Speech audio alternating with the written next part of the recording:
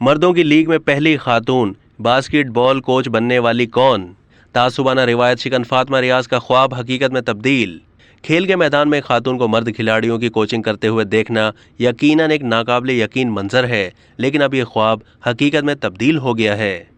Bahrain से ताल्लुक़ रखने वाली 33 साला फातिमा रियाज माशरे की तमाम जिनसी तासुबाना रिवायात को तोड़कर दारुल हुकूमत मनामा में अल नजमा बास्केटबॉल क्लब में मर्दों की टीम में बतौर असिस्टेंट कोच अपनी खिदमात अंजाम दे रही हैं।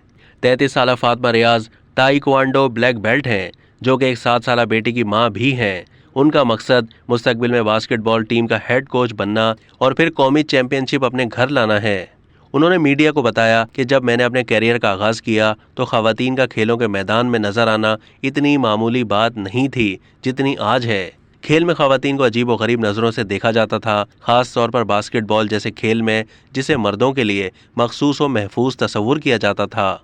उन्होंने मजीद बताया कि पहले मुझे इस मकाम तक पहुंचने के लिए काफ़ी खदशात थे, लेकिन मेहनत और लगन के ज़रिए मैंने ये करके दिखाया है और स्क्वाड की क़यादत करने की मेरी सलाहियत के बारे में शुकूक बेबुनियाद हैं। आज मैं खुद को किसी भी दूसरे बास्केटबॉल कोच की तरह समझती हूँ और मुझे अपने आप पर यकीन है। खेल का जुनून मुझे अपनी वालदा से विरासत में मिला, जिन्होंने ख़वातीन के बास्केटबॉल स्क्वाड की कोचिंग की।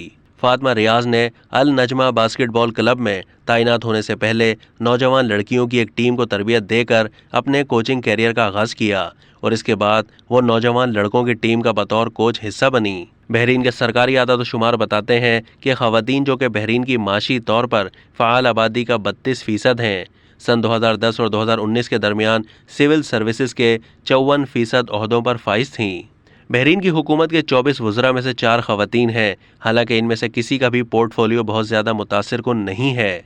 अब तक के लिए इतना ही। मज़ीद मालूमात के लिए डेली जंग के यूट्यूब चैनल को सब्सक्राइब कीजिए।